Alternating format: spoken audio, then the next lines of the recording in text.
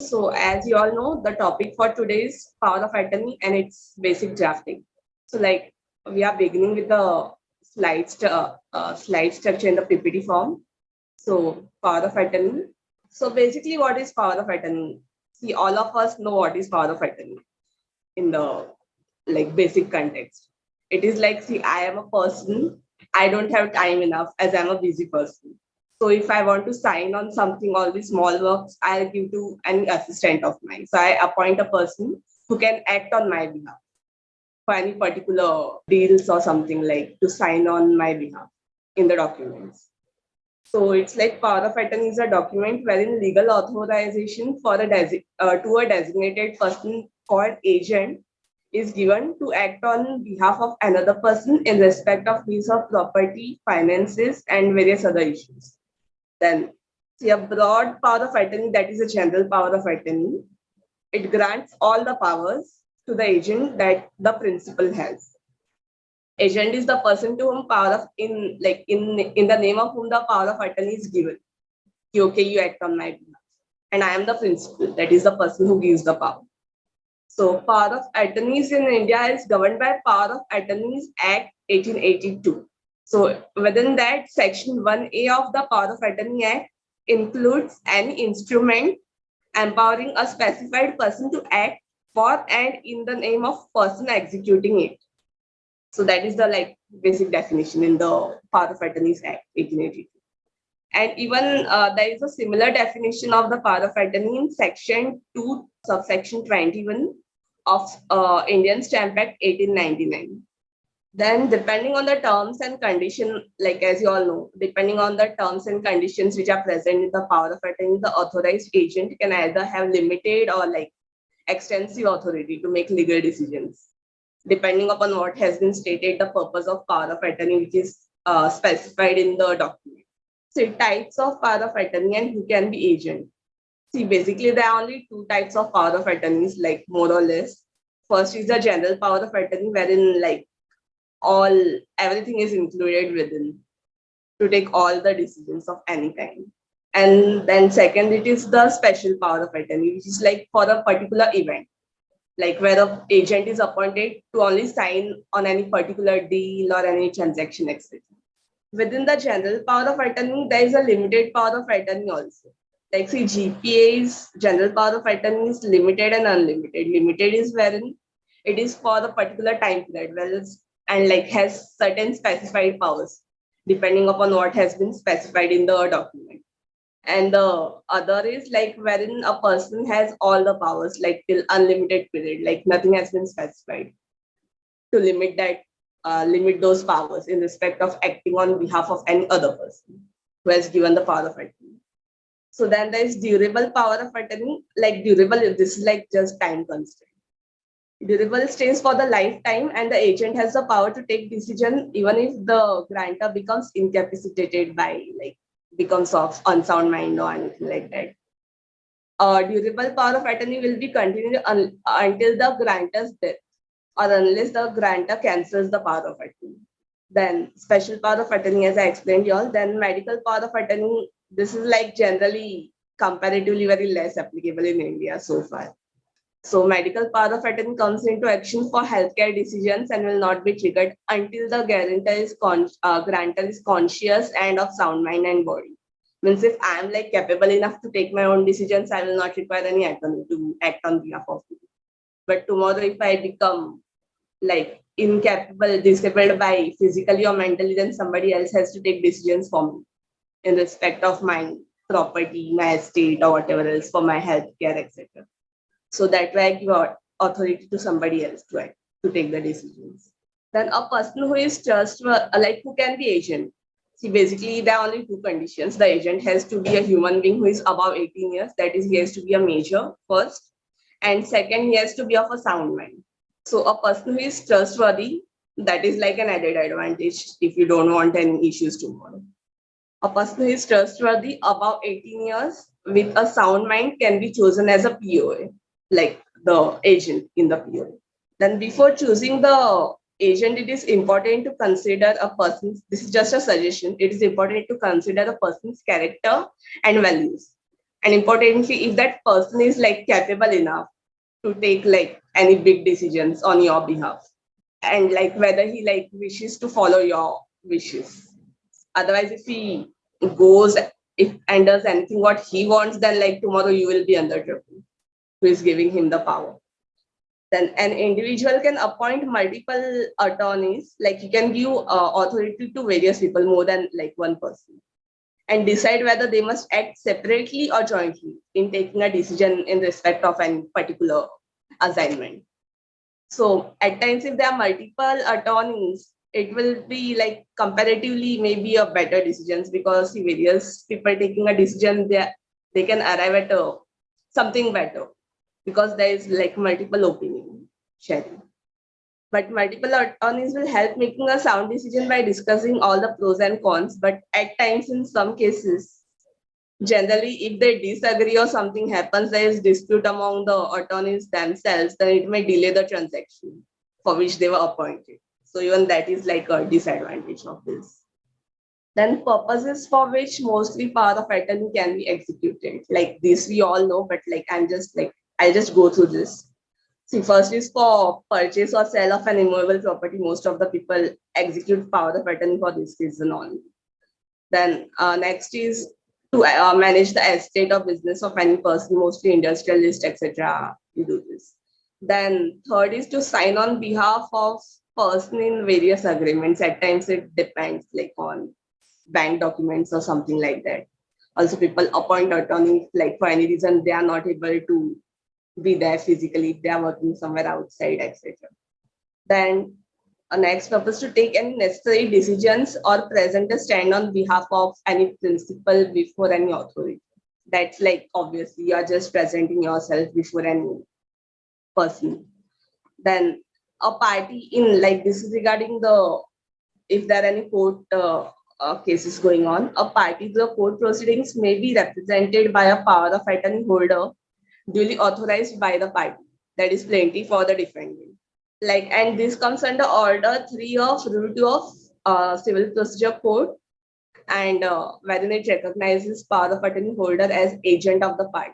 So like such person can sign on behalf of the plaintiff for the defendant in the case papers, or can present like before the court for like depending upon whatever the case is. Then even next is for IP registrations. This like all those people who have like registered patents or something, they will be aware of. If they are appointing any IP registration form or something, then generally they execute power of attorney in their name, like to deal further, like to register the patents with the authorities, trademark registry, etc. concerned.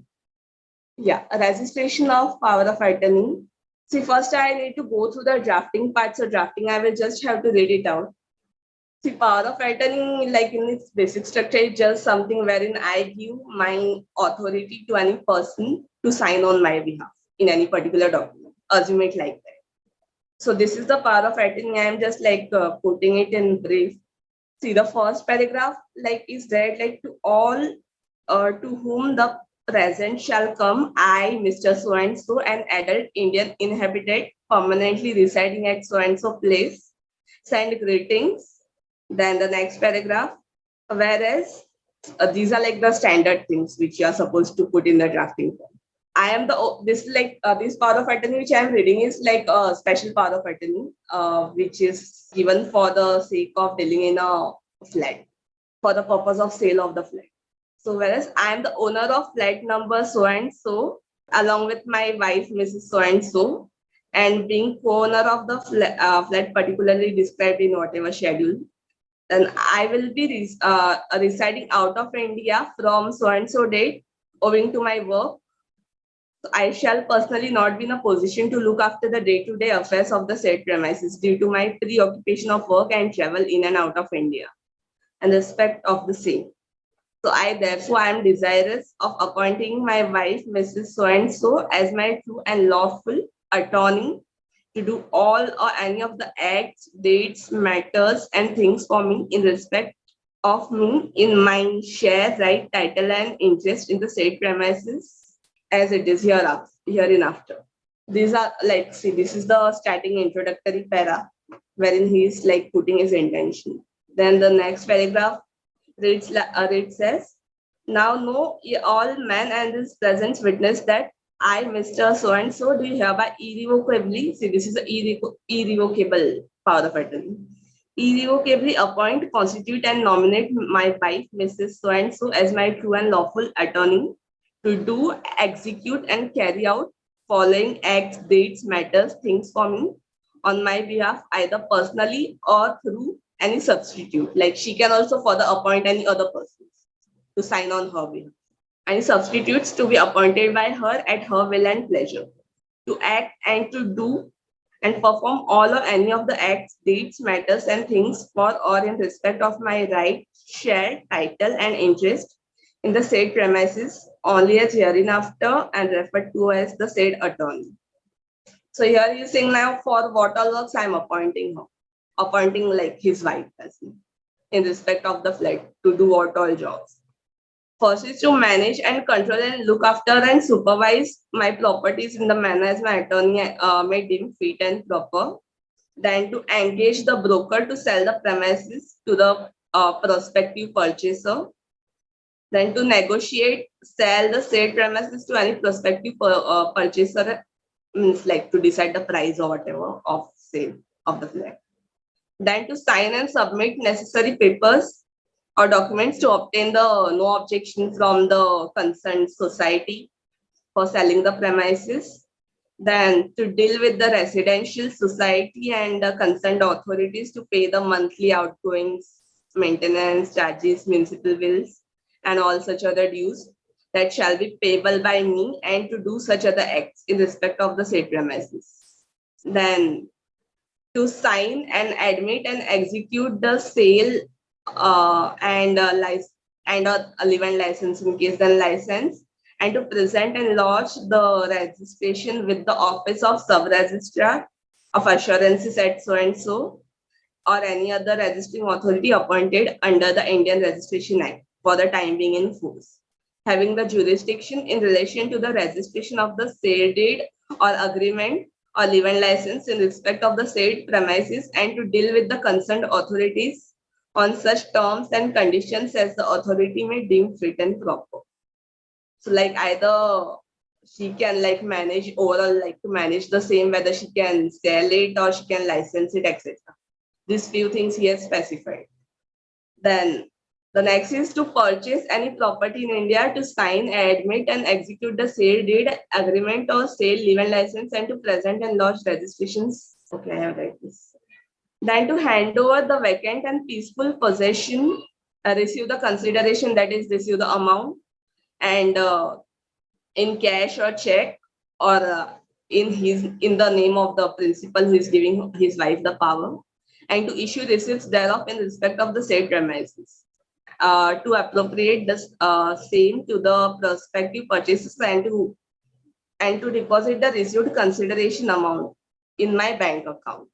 Then to sell and sign and admit and execute sale deed for the sale purchase on my behalf and pay the stamp duty, like to pay the stamp duty on the behalf of the principal, like if she's selling the flat. Stamp duty, represent and apprehend the signatures on my behalf, that is signed before the sub-registrar and at concerned registration authority appointed under the Indian Registration Act for the time being force of any state government, central government, or in the Union of India. Then to execute, sign documents and other papers as may be necessary and expedient by the said attorney for the purchase or dealing with the prospective purchasers or any concerned parties or authorities in that respect, in respect of the said premises, like the flat. Then to deal and represent before the residential authority, residential society and all the concerned authorities to sign and execute all the necessary papers. Like there are some transfer documents also if anybody else has purchased the flat. Documents and effectually convey and transfer the said premise in the name of prospective purchasers, and for conducting like any other necessary formalities which are essential for the completion of the sale. Then to deal and correspond with and represent me before the society or any government body or local authority or any other statutory bodies and authorities if necessary, and to obtain any consents, permissions, or approvals if so required, and to sign all such papers or applications, forms, declarations, undertakings as may be from time to time required by the concerned authorities. Then to do all such acts, dates, matters for the purpose of execution of the registration of the agreement, as I am personally present and did the same, for the purpose to sign deeds, documents, and papers, and address letters and appear before the state government and or any other revenue authority, including additional collector appointed under the any of the statutory laws of India, and to appear and plead before the state authorities in my name and on my behalf, as my said attorney shall deem proper. So in case there is any like dispute going on in respect of the flat or something, then also his wife will represent in that case to plead before any authorities. Then to sign and execute affidavits, declaration, deed of confirmation or rectification deed in case if there is any like mistake in the sale agreement or something, if they want to rectify it further, then also she can sign in the sale.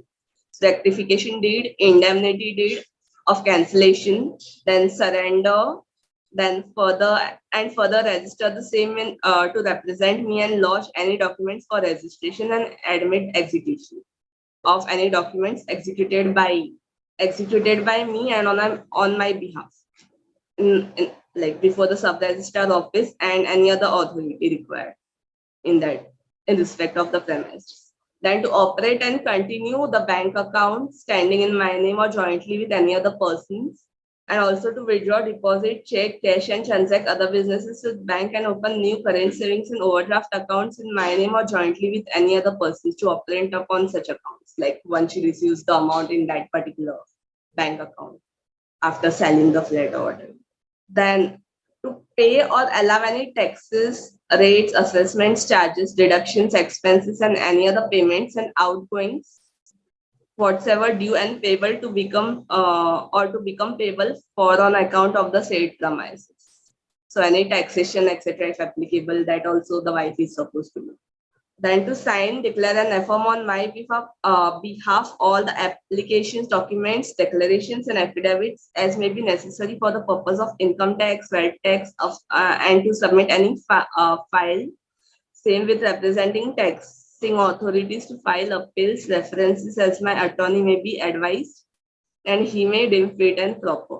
Then to commence and prosecute any action, suits, any other proceedings against any person in respect of any matters or things herein contained or any other matter or thing, and to appear and defend any action, suits, or other proceedings commenced or to be commenced against me or whereunto I am or shall be a party. Also, if I am said attorney, shall fit think to compromise, refer to arbitration, and submit judgment, discontinue, or become non-suited in any such action, suits, or proceedings as opposite. Means in respect of the premises, if there are cases filed against them or if they require to file on anyone else, then wife is supposed to represent him. Or for any arbitration and compromise that happens in between, that wife can take the decision towards that. Then to accept notices or service or summons or any other legal process that may be served upon me and represent me in the court and or any quasi judicial authority whatsoever the said attorney shall deem proper. Then to appoint on my behalf any advocate, solicitor, attorney, and to instruct them to complete all the legal formalities which my said attorney may deem fit and proper. That is to appoint any lawyer if there is any case or any a deal has to be done, like legally any process has to be followed. Then to generally do, execute, and perform all such acts, matters, and things, and whatever the said attorney thinks fit and proper in respect of me, and I could personally do and conduct all correspondence on my behalf and before any government or local authority or with any other persons. Then the power of attorney is given without any monetary consideration. In this case, it is without any monetary consideration. So there will be no stamp duty, as well, which I'll explain later. The stamp duty part I will explain later. So there is no monetary consideration in this power of attorney, and it shall become enforceable on acceptance by the said attorney. That is, once the wife accepts it, it becomes enforceable. And generally to do and sign all letters, correspondences, any other documents, and execute and perform any of the acts, dates, matters, or things whatsoever which in the opinion of my said attorney are required to be done, executed and performed in respect of the said premises as fully and effectually to execute, register the agreement for said deed as I could do if I was present and did the same. And whatsoever my said attorney shall do or cause to be done is in or about, and whatsoever my said attorney shall do or cause to be done about the said premises, I hereby for myself, mine has executors, legal representatives, assigns, and administrators allow, rectify, and confirm. So this is like a general standard paragraph which normal people put in the power of attorney to like over specify certain things as this is a legal document, so like nothing should be left. There should be no inconsistency. So generally you have to write all this in detail. And I hereby for myself, my has, executors and administrators, that is legal has, any children, etc., agree and rectify and confirm all and whatsoever my attorney or any substitute or substitutes acting under him, that is under the power of attorney holder, shall do or purport to do by virtue of this presence and shall be binding upon us, that like the legal heirs or any other family members will be binding by the decision of the power of attorney holder in the respect of the flat premises. And to the extent and in the same manner that the same were done by me and if personally present. Like they are to be construed in a way like the power of attorney holder is doing the same, like what the principal would have done if he was present in India. That is the husband. Yeah, and thereafter the schedule of the property, you have to specify the like which flat, like he's talking about that star details you have to give as in the schedule of property with proper specification, and thereafter in witness whereof I, Mr. So and so, hereunto set my hand at whatever place, dated so and so year, month and the year. And thereafter there is a signing clause standard, what you all must have seen in various documents. And there are two witnesses to the power of attorney of any kind.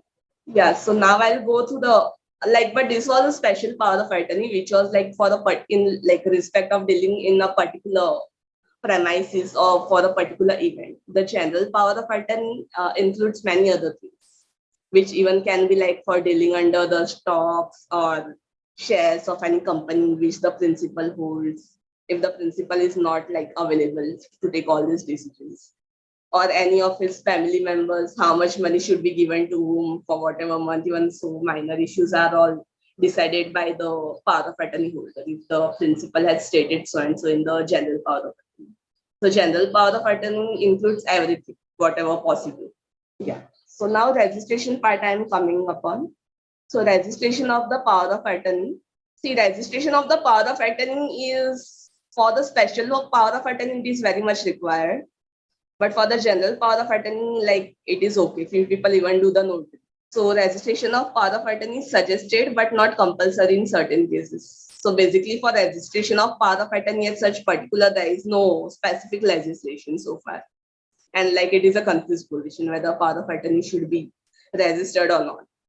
But like as a suggestion, it is advisable that it be registered. In India, for the purposes of registration of power of attorney, it is compulsory where the Registration Act 1908 is in force. The power of attorney should be authenticated by a sub-registrar office only, for which power of attorney is concerned will need to sign the document and required to be present in sub-registrar office and admit execution. And in any other case where registration may not be mandatory, there are like certain power of attorneys just made for like namesake. So there attestation may not be mandatory, but still attestation should be done by the notary, advocate, or any diplomatic agent. If the power of attorney in certain like business specific cases, if there is any subsidiary in Indian company which is in the foreign company or vice versa, then the like for the people who are managing the other subsidiary, then the power of attorney drafted in a foreign country, then if both the parties are residing in that particular foreign country, then they are supposed to make a power of attorney over there only and get it at least attested by a representative of Indian government present in that country. Like maybe an Indian embassy office, there may be any consulate or something like that, any ambassador. So they can like ask that person to authenticate it. So registration if a power of attorney is conferred, see in India, like at least in Maharashtra, if a power of attorney is conferred to any like close family members like father, mother, brother, sister, wife, husband, son, daughter, granddaughter, any other like maybe close relative without any consideration, like the in the power of attorney which I read before you all. If it is without any consideration, then the stamp duty is only rupees 500, and that is applicable for the registration. So generally, people make it on the stamp paper of 500 rupees, or they get it franked or something. So in case of a general power of attorney is conferred to a person other than close relative, then it is like a general power of attorney or any power of attorney. If it is like conferred to a person other than the close relative, like say an assistant or any office person, etc., then the stamp duty will be payable as per the market value of the property on the consideration, whichever is higher. I think it is 5%, but yeah, I think it is 5% of the market value of the property or the consideration, whichever is higher, whatever the price you decide for the power of attorney holder to grant him power of attorney. Then stamp duty payable for special power of attorney is, yeah, there is a typo error, I believe. Stamp duty registration fee payable for special power of attorney is rupees 100. Registration fee is rupees 100, not the stamp duty. Then in addition of the stamp duty, there is registration fee of rupees 100, which is applicable for power of attorney. If it is conferred without consideration in the name of father, mother, or any close relatives, sister, wife, husband, son, daughter, grandson, or granddaughter, or any near relative. And in any other case, the registration fee is payable at the rate of rupees 10 per rupees 1000, which is minimum of rupees 100. So it is like more or less a minimum it is 100 and maximum it is 30,000, the standard, whichever is applicable for the depending upon the market value of the property or consideration, whichever is higher. Then the stamp duty for power of attorney would vary based on the state. As I said, what this 500 stamp duty is only in the state of Maharashtra, and the registration fee as 100 is in the state of Maharashtra. So stamp duty will differ from state to state as it's a state subject. And power of attorney will require two persons who are independent witnesses of a sound mind and above 18 years of age to like just put their signatures as witnesses to the power of attorney, like before the registrar, sub-registrar office. Then procedure for power of attorney in India. See, first draft the power of attorney. Then after that, attach the supporting documents in respect of the power of attorney, depending on whatever your a purpose for the power of attorney is. If it is in general, then depending upon what all contents have been specified. If it is in respect of the property, like the way which I read, then you have to attach tax receipts, then index 2 of the sale agreement, which is there attached with your sale agreement of the flat, and electricity bill, which is in the name of the principal, the owner who is giving power of attorney. Then property tax, wherein your name may be there. All such documents are supposed to attach to the power of attorney, then get it signed from two witnesses and ask them also to be present in the office of the sub-registrar. Then the photographs of the principal and the agent have to be put like where they like just besides the signing clause, and I think left thumb impression also you are supposed to take there. Then address proof of the parties have to be attached, like voter ID card or Aadhaar card or passport, depending. Then submit the power of attorney before the sub-registrar. He will check it, like if everything is proper, he will means thereafter you have to of course pay the stamp duty. As I said, stamp duty you can pay either you can get it printed on a stamp paper, or you can pay the stamp duty and registration fee through the SBTR mode, which is like the direct online payment to the banks. That you have to check on the IGR website of Maharashtra. That is the registration website of Maharashtra. Or you can also get it franked from the bank if you know the franking process, wherein you have to go to the bank and fill the form and do the necessary. Then pay the stamp duty. Then along with the stamp duty and registration fees, thereafter you have to put the data entry form, like specifying the details of what you are registering, etc., etc.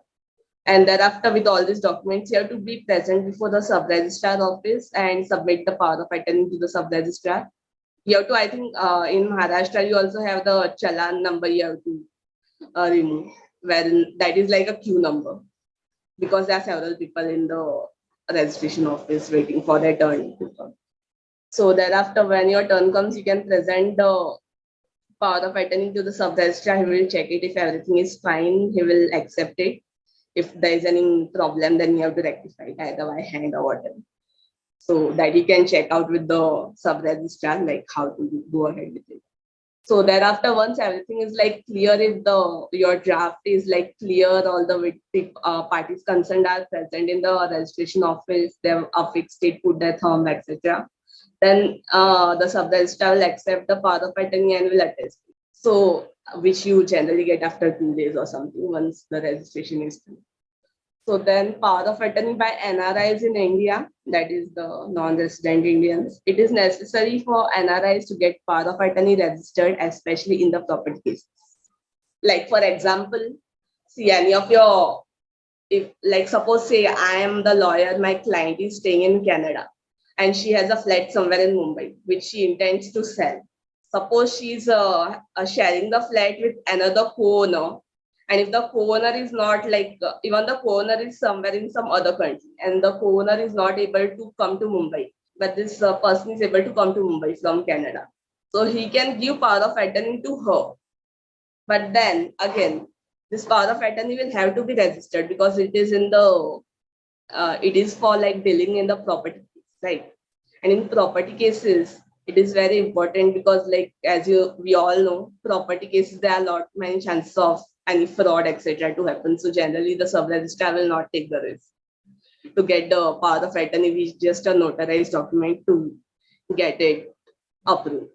So even the NRIs will have to ultimately come to India, make the power of attorney, register the same, and thereafter one of them can again fly back. So ideally it's useless in such cases. So for NRIs residing abroad, it is required to get power of attorney attested by an Indian consulate in that country, but this is not for the property case. Attested by the Indian consulate in that country and use the power of attorney within the time from the date it is executed. I think there is some, I'm not sure, but there is some time period after which the power of attorney, generally it cannot be revoked, but it is better to like get it executed as early as possible. So NRI POA can be executed abroad for rent. Yeah, see, as I said, it cannot be used for like dealing as in for selling the property, but it can be used if like you are making it in the abroad only and you are getting it apostilled or notarized by an consulate office person or something, then it can be executed for the renting the apartments, like executing a rent agreement in respect of any premises based in India. Then for business purposes, it can be used, banking purposes, it can be used, and investment, it can be used for like purchasing and shares or something.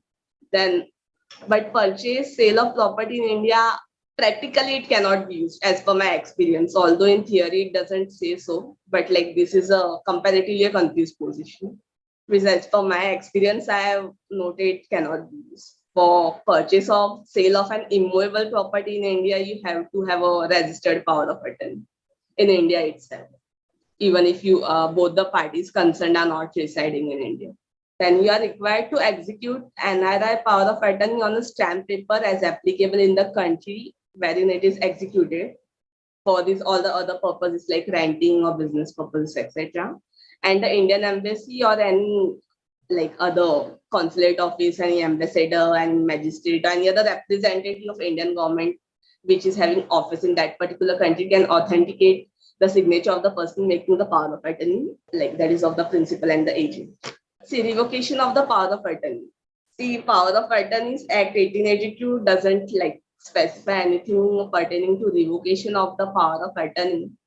But like for the power of attorney, if anybody wants to revoke, suppose then they will have to stick to the Indian Contracts Act. In the section 201 of Indian Contract Act, it provides certain conditions for the termination of an agency wherein the agent, so that you all can refer that. I'm not reading here, but like for example, if I have to give, then in case the agent turns like of unsound mind or is incapacitated by any reason or something like that. So in that case, the power of attorney can be revoked. And what all other reasons can be if the principal dies or becomes insane or bankrupt by like court order. Then the business for which the agent is appointed is over. This is in the cases of special power of attorney.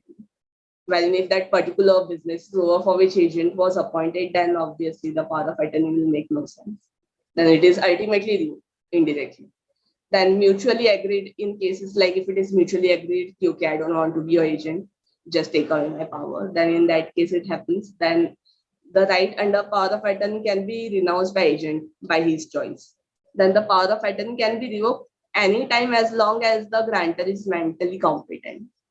Then the grantor can inform the agent in writing and sign the revocation in front of any notary public and deliver it to the attorney in fact and the third parties the agent is in contact with. In case power of attorney is recorded in a country's recorder office, the revocation should be done in the same place. Means if it is like registered power of attorney, then better to do the revocation deed also in the registered form only, rather than before the notary. See, then you have to create a deed of revocation, then mention the reason like why the power of attorney you want to revoke. Then date obviously will have to be good for any document and consequences of revocation in case you can put and thereafter either get it notarized or the power of attorney was a registered document and better to get it notarized, better to get it registered before the office of sub-registrar. Then you'll also have to serve the notice of revocation to the attorney and inform him her the prior to revocation. Means you have to provide the notice basically. And in certain cases where even public notice can be given in the newspaper, if like it is for if it was for some any big reason when general public is also involved for any reason, then few people provide public notice to inform the general public. Then the power of attorney automatically stands revoked if the executor of the power of attorney breaches the clause or in case of a death of the executor. So in case the agent is not acting as per the wishes of the principal, then principal has the right to revoke the power of attorney. And otherwise, in the death of the principal or the agent, obviously the power of attorney will make no sense. So it gets revoked. And there is one more thing. I just want to mention this under the miscellaneous thing. In the Bombay Stamp Act, specifically for people living in Mumbai, if like any society is supposed to go for development or something, then power of attorney is given to the promoter or builder for development of the property is required necessarily to be stamped. It has to be registered obviously as a convenience as per the market value of the property. So the stamp duty will be as per the market value for the promoter or the builder. For the societies, if anybody is going for redevelopment. Can the general power of attorney and durable power of attorney be drafted in the same document, or do both need to be separately drafted and registered? See, durable power of attorney is not a type of power of attorney. Ideally, as I said, there are only two types of power of attorneys. One is the general power of attorney, and one is the special power of attorney. Durable is just something which specifies like till what time limit, till any specified time it will be durable, that is will hold relevance or something. So it can be mentioned in the same power of attorney, I believe. If anybody wants to specify, okay, this power of attorney will be applicable till so and so date, it can be done accordingly. If suppose power of attorney has been executed for it is enabling a person to sell a property, correct, or enter into agreement for sale, it is mentioned, it's clearly mentioned, and the sub registrar where we are going ahead with that the registration of that sale, he refuses to recognize the clause. So where can for the enforcement of the power of attorney, what would be the appropriate authority to challenge it?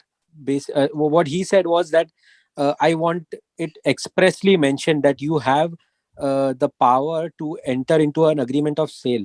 And it was, of course, it was drafted. It was very, a lawyer could easily read it that it was drafted that he did in fact have the power to enter into an agreement for sale, but he refused to do so point blank. No, I'm not accepting this. I want it written very explicitly. Probably they must be facing litigation or something. So, but of course, we didn't have the time. We didn't have time at that moment because the 28th of March, as you know, and there was a rush for. So, but suppose if we do have the time and if we want to enforce this, so what would be the appropriate authority to go before? If you want to enforce it, then you'll have to file a civil case. See, sub-registrar is not allowing your power of attorney for any reason, then you'll have to file a case suit before the civil court of your area. Okay. making the power of attorney enforceable. Okay, But fine, fine. then Yeah. first you have to check whether the power of attorney is like properly, whether it is everything the purpose for which you are like you want to present it is being properly represented or Yes, not, of whether course. it's registered, the stamp duty is paid properly on the Yes, all of that was, yes. All of that was done. So yes, okay. So the civil court is the place yeah. where you go. Okay, fine. Thank you, ma'am. Can a person amend a registered power of attorney? If yes, then what is the procedure? Amend the registered power of attorney. Yeah, we will have to go through the rectification date, like depending upon what he wants to amend, whether it is any correction or what. Can the agent sell the property after the death of the principal in case of general power of attorney? If it is durable power of attorney or like if it is any unlimited power of attorney, if it has no limit and there are no claimants, like and there is absolute power has been granted to the power of attorney holder, then he can sell it.